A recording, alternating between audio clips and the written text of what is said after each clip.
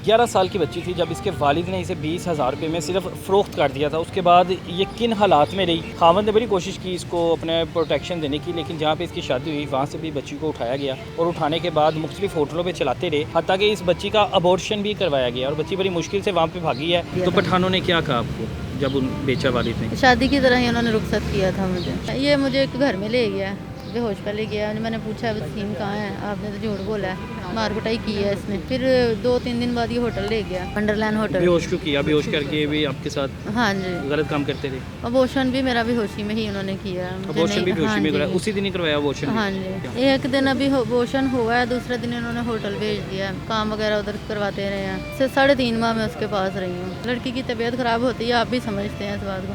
वो तब भी आराम नहीं करने देते थे मुझे। किसके हाथों बेचा था? वो पठान थे, उधर ही जानने वाले नहीं थे, गैर थे जिनके घर में इन्होंने भेज दिया। तो था। पठानों ने क्या कहा आपको जब उन बेचा वालिद ने? शादी की तरह ही उन्होंने रुखसत किया था मुझे। शादी की तरह रुखसत हाँ किया था, 20,000 रुपया लेके हाँ जी। आपको रुखसत कर दिया। उसके बाद फिर क्या मामला, क्या कहानी थी ये जो गलत लोगों के हाथ में कैसे चढ़ गई, होटलों में कैसे जाना शुरू हो गई? वो मैं पहले नहीं जाती थी, तकरीबन उधर रही हूँ, 2 बच्चे भी हैं मेरे उधर। वहाँ पर अच्छा था, बस मार कुटाई, घर में झगड़े, घरेलू झगड़े बहुत ज़्यादा थे। मैंने वहाँ से डिवोर्स ले लिया था, फिर मैंने इनसे शादी की है। तो शादी हुई है, 2 साल हो गए हमारी शादी को। बस कुछ नाराज़गी हुई है हमारी मियाँ बीवी की। मैं अपने पापा के घर चली गई, पापा समझ के गई थी। आगे से उन्होंने वालिद सौतेले थे? सके वालिद था, सके वालिद हैं? सके वालिद हैं। तो उन्होंने आगे वो आया लेने, बहाने से इन्होंने भेज दिया। कौन लेने आया? चाचू जो है इनके, वसीम के चाचू जो है ना, वो लेने आए हैं। अच्छा। उसका नाम उस्मान है। वो भी आपके रिश्तेदार हैं? इनके रिश्तेदार हैं। अच्छा, फिर तो इस वजह से आपके वालिद ने भेज दिया? हाँ जी, भेजा है मुझे। उनके बाद मुझे नहीं पता उनकी क्या डील है क्या नहीं है। ये मुझे एक घर में ले गया, वहाँ पे बेहोश पे ले गया। मैंने पूछा वसीम कहाँ है, आपने तो झूठ बोला है। मार कुटाई की है इसने।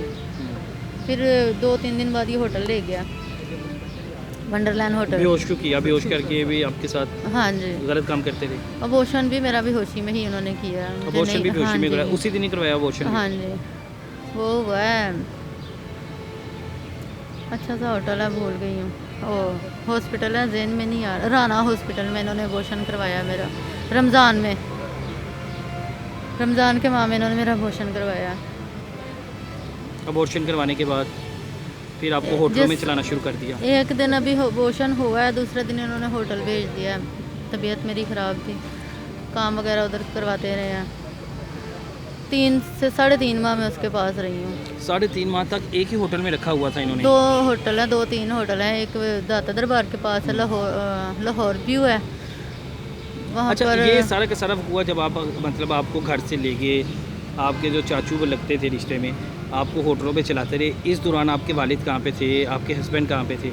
हस्बैंड मेरे बेचारे ढूंढते रहे हैं। मुझे पता ही नहीं था। CI वालों के आपके उठवा वालिद ने लिए। बताया ही नहीं था कि मैंने आप भेज दिया है इसे? नहीं, और अगर मेरी बात होती भी थी तो उसकी वाइफ मेरे पास ही रहती थी, बात करती थी। को मुझे मैं बोल ना सकूं, उसकी वाइफ मेरे पास ही होती थी। मैं निकली हूँ जिस दिन, उसकी वाइफ नहीं थी, एफोदगी पे गई हुई थी। अच्छा, मुझे खुल के बताओ कि जो जुल्म ज़्यादती आपको सामना करना पड़ना ना, जो जिस परेशानी में आप रही हो, जिन हालातों से गुजरी हो, वो सारी तफसील बताओ।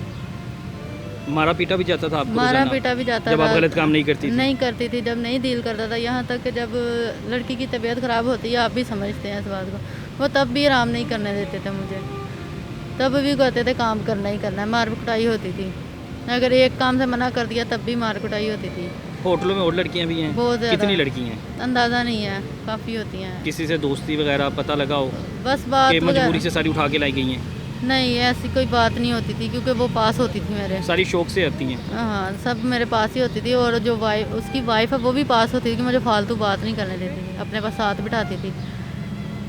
तो कस्टमर किस तरह आते थे? कस्टमर अंदर दाखिल होते थे होटल में, वो लड़की देखते थे, पसंद करते हाँ थे? जी, कस्टमर आते हैं, लड़कियों को शो करते हैं, जो लड़की उसको पसंद आती है उसकी डील करते हैं, फिर वो काम के लिए भेजते हैं। गलत काम के लिए भेज हाँ देते हैं? जी। तो 3-3.5 महीने बाद आप इस कैसे निकली इस दोज़ख से? बस किसी अल्लाह के बंदे ने फ़ोन दिया, मैंने उसका तरला किया, मैंने कहा मुझे फ़ोन दे दो, एक फ़ोन करना है। उसको वास्ता दिया अल्लाह पाक का, उसका रहम आ गया दिल में।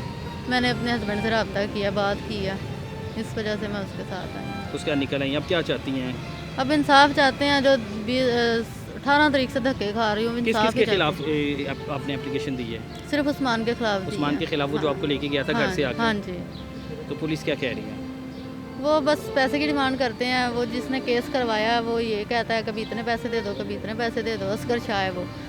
हम पैसे दे के थक गए। अब रात को कहते हैं रेड करनी है। पहले सुबह को बुलाया, सुबह गई हूँ, 3 से 4 घंटे ज़ाया हुए हैं। फिर शाम को बुलाया, शाम को गई हूँ जिस टाइम बारिश हुई है। रात को मैं थाने बैठी हुई थी, ऊपर से बातें की हैं। फिर मैंने बदतमीज़ी भी की है, मैं नहीं कहती। जब उन्होंने बदतमीज़ी शुरू की है फिर मैं बोली हूँ, मैंने कहा मैं पागल हूँ। कहता है अच्छे ख़ानदान से जो आपका केस लड़ रहा है। मैंने कहा हमको बगैरत नहीं है, हम भी अच्छे ख़ानदान से, हमें इंसाफ चाहिए।